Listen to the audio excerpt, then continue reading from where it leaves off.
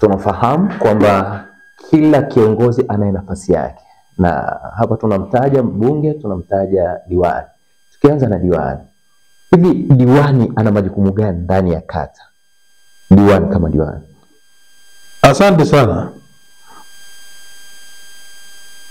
Kwa mfumo wa serikali yetu tuna serikali za mitaa na serikali kuu. Serikali za mitaa ndio zinaendeshwa na mabaraza ya madiwani. Na huko kwenye serikali za mitaa ziko shughuli za kufanya. Kwa mfano, diwani lazima awe ni mtu ambaye pia anachochea katika kuhakikisha halmashauri inakusanya mapato ya ndani kwenye eneo lake. Kufikiria na kuangalia vyanzo na kwa kushirikiana na watu watendaji wa halmashauri kubuni vyanzo vipya na kuiongezea halmashauri mapato. Kwa sababu katika hii miradi inayotekelezwa, fedha za halmashauri za mapato ya ndani zinatakiwa kurudi kwa asilimia kubwa kwenda kutekeleza miradi ya wananchi kwenye kata zile. Kwa kama halmashauri haiwezi kuwa na kukusanya mapato ya ndani mengi, itabaki inategemea fedha za serikali kuu, basi kuna miradi ambayo itakwama. Kwa mfano, utakumbuka siku za nyuma ilikuwa halmashauri hizi na serikali za mitaa zinasema jengeni, anzisheni miradi ambayo nyinyi mnaona ni kipaumbele, alafu ikifika kwenye renta halmashauri itamalizia kwa mapato ya ndani. Watu walijenga madarasa, walijenga zahanati na nini. Lakini ukiacha hilo, diwani ni mtu ambaye ndio anakaa ndio mwenyekiti wa kamati ya maendeleo ya kata.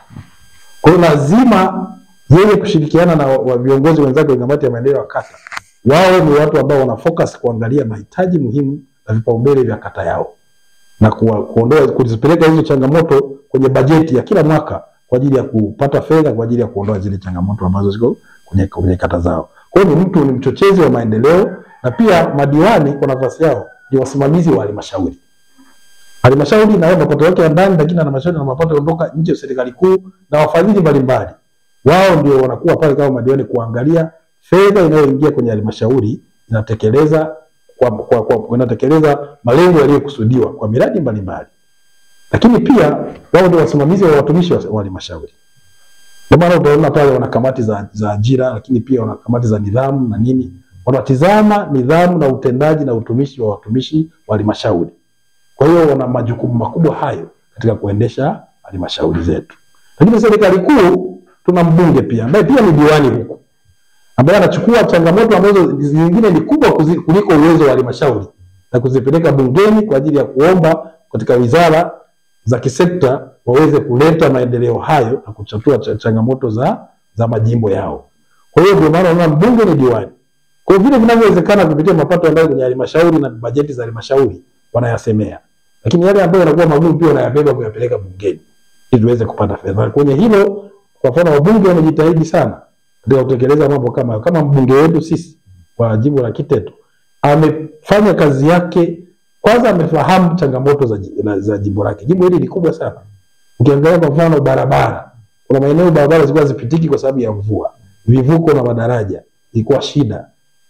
Lakini kumbuka kulikuwa kuna shule, kuna watoto walikuwa wanasoma shule wanaziita shule za shikizi. Zile shule zilikuwa zina hali mbaya sana, lakini hiyo yote inatokana na umbali kutoka baadhi ya wananchi walipo na kuifuata shule iliko. Kwa sababu sisi tunategemea kilimo na mifugo. Na wananchi wetu wanaangalia fursa zao za kilimo na mifugo ziko wapi.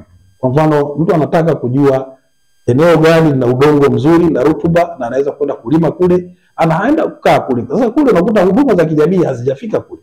Kwa matokeo yake, kwa sababu wenyewe wamefuata ile shughuli za kimaendeleo, wanajikuta sasa watoto hawawezi kwenda shule, ni umbali mrefu, na unajua kuna watu wako kwenye mashamba ambayo yako karibia kilomita 20 ipata shule au huduma ya kijamii ilipo.